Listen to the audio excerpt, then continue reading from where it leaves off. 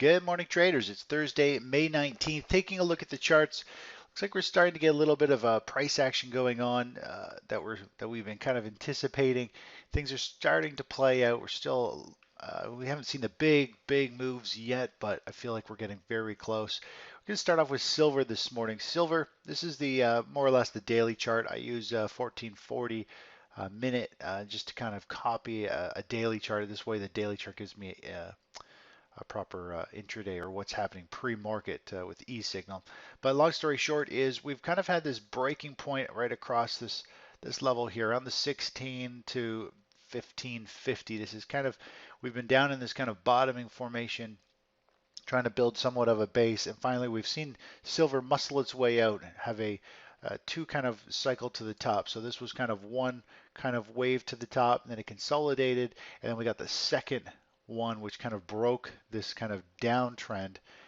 And now we're more or less making higher highs and higher lows. And we're starting to see silver and gold have that pullback that we've been expecting. We've been waiting for. We've still got another 4 or 5 days of pullback in price action, I think, before we see the cycle's bottom and continue to move higher. Now, silver has kind of broken out on a short-term basis to new highs here.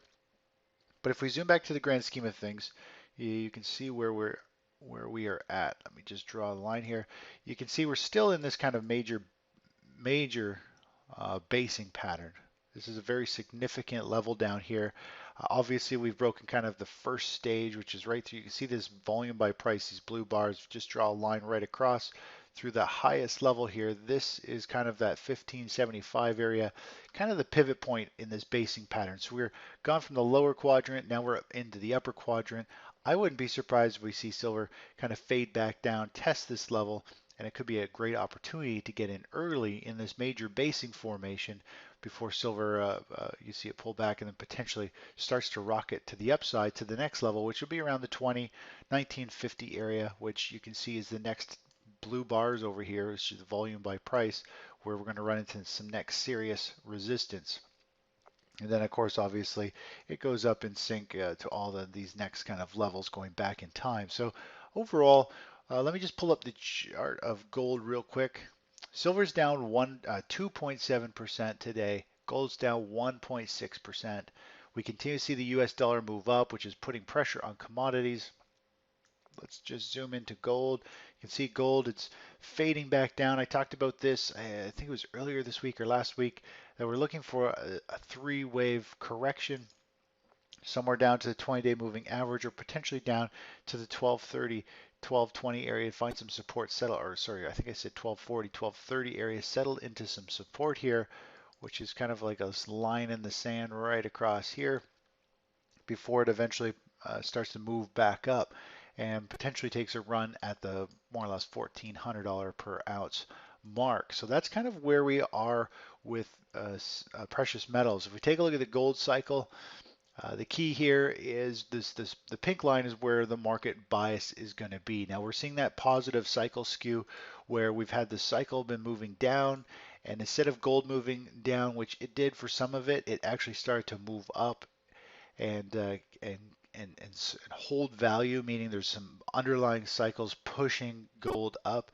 And of course, every time we saw these short-term little cycles bottom, you can see over here and again over here, every time we saw these short-term cycles bottom, this move up in the gray and the pink and the blue line, we see gold bounce, have these strong bounces to the upside.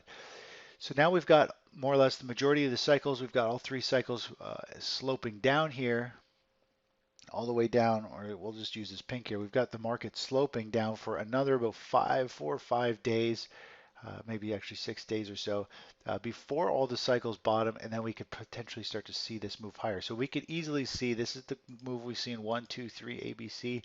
See this continue to pull back. Who knows? It could come to the lower end of this range right across these lows over here around the 1200, which is a whole number. Who knows how far it'll actually pull back, but we're waiting for these cycles to get to a bottom here before we want to get involved and get another bounce. You could argue there might be some type of head and shoulders formation that could be forming on the gold chart, shoulder, head, and then form another shoulder over here. Again, we don't know what's going to happen. The key is we just play the cycles and the market movements as they unfold and just manage our positions. So that's where we are with precious metals. Let me pull up GDX real quick here. Miners are down fairly sharply this morning, continuing to go down. I wouldn't be surprised if we see these really unwind. There's been a ton of money chasing and pushing price higher. I wouldn't be surprised if we see this pull back in a little bit more of a substantial move, but we'll see how that goes. It never did it over here, which I thought it would.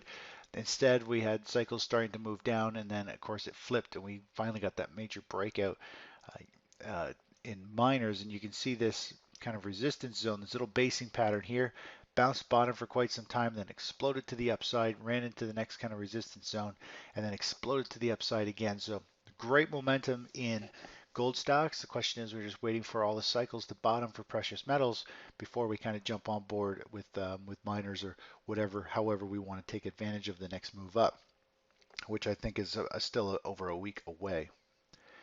Let's take a look at the index real quick, SP 500. I'm just going to go back to the daily chart now for the futures contract. So here we are in the grand scheme of things for futures. You can see the more or less the kind of cycle waves in the market. We're flirting with a really critical support level right across here. If this level's broken, then I kind of figure we're going to drop to um, the 2000 or 2008 level, depending how you want to draw it. The 30-minute chart, or actually the 240-minute chart, I think gives a pretty good picture of where our next downside target will be. If we were to just draw Fibonacci extension, so we go from the high down to this pivot low at support and then back up to this pivot high, it gives us our downside target if this level is broken, one of our targets, which is the 207 area, this pink line. That's 100% measured move. So it moved down, consolidate, and then 100% move down would be from this level all the way back down to the 207, pretty close to the 2000 mark. That being said, if this is a head and shoulders pattern, there's a couple ways you can measure it. Of course, we've got a shoulder, a head, and a shoulder. We've got this neckline that comes right across these closing lows, which looks like we're more or less breaking down this morning. We're actually closing below this neckline. If you take the distance from the head down to the neckline and you flip that to the downside of the break of the neckline, it gives us a pretty significant drop. I don't know what that is. I haven't even calculated, but we'll just go roughly 10, 20, 30, 40, 50, 60, 70. We'll say 70 points to the downside. That brings us down to 1970 to the downside. Substantial drop. That would be a massive wave of fear in the market. And of course, the VIX would explode in value. So very conservative downside target, 207. If we break down, that could be the first level where we see some type of bounce. 2000 is also a whole number. It's naturally going to find some type of bounce or at least some buying. It could just be intraday. If it's a huge sell-off, it could just rip through all that support in one day and crash right through it. But these are the critical levels, 207, 2000, and then all the way down to 1970 going forward. Taking a quick look at the VIX. The VIX is up 4.3% this morning. You can see it here starting to squeeze higher. Let me just zoom back a bit. We've got this little bit of a basing pattern in the VIX, just like the SP 500 is topping. So we got this level here waiting for this kind of breakout and extension of fear. The next level of resistance, I think if we see a big wave of fear, we'll probably see it spike up to the 20. Be a great spot for profit taking. We did get long the VIX somewhere right down over here. And so we're starting to see that break. We haven't seen it break yet, but I think we're very close to a fear-based pop.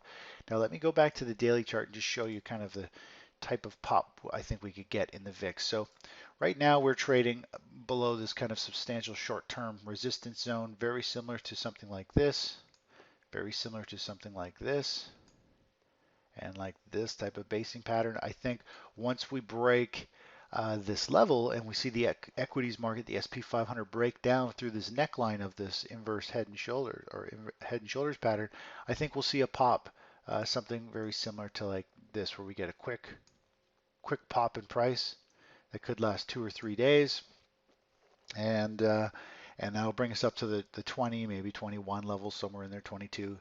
That'll bring us up to that level. The question is, are we going to have one of those massive crashes where we could see the VIX spike insanely, double or triple that move over a few more days, and we see a much larger crash. Now, overall, our cycle analysis is showing a fairly significant market crash.